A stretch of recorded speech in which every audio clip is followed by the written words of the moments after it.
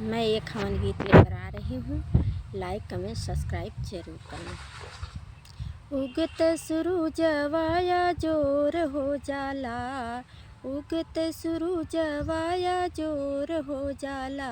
पंडित हवन कराई बड़ी देर हो जाले, पंडित हवन कराई बड़ी देर हो जाले।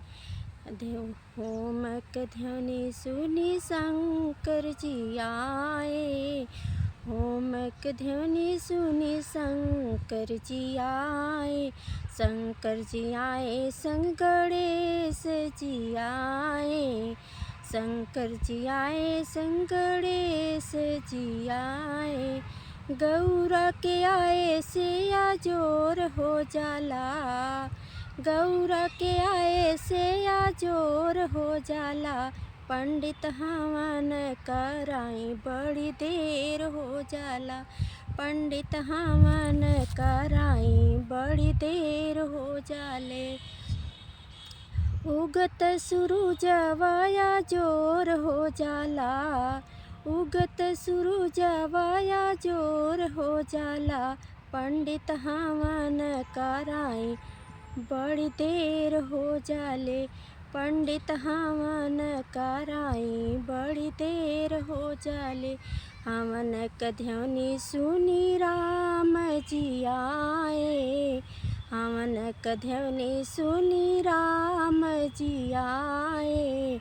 राम जी आए संग लक्ष्मण जी आए, राम जी आए संग लक्ष्मण जी आए। सीता के आए से या जोर हो जाला, सीता के आए से या जोर हो जाला।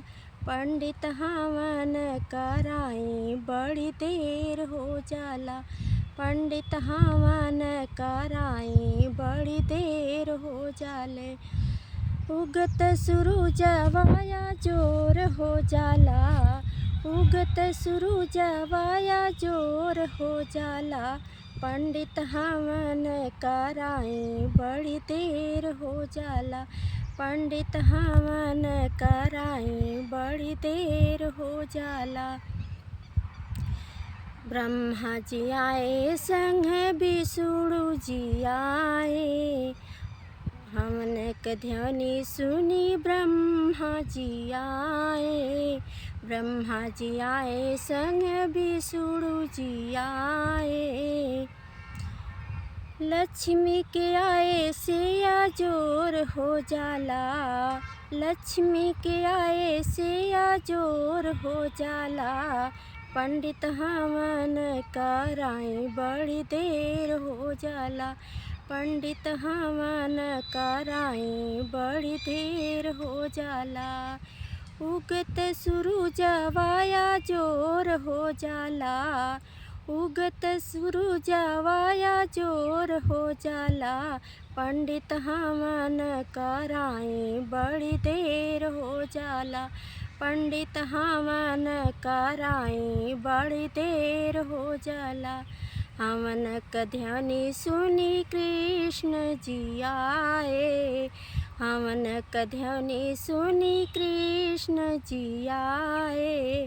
कृष्ण जी आए संग बलदाऊ जी आए, कृष्ण जी आए संग बलदाऊ जी आए।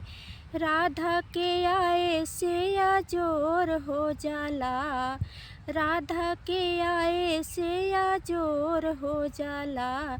पंडित हवन कराई बड़ी देर हो जाला, पंडित हवन कराई बड़ी देर हो जाला।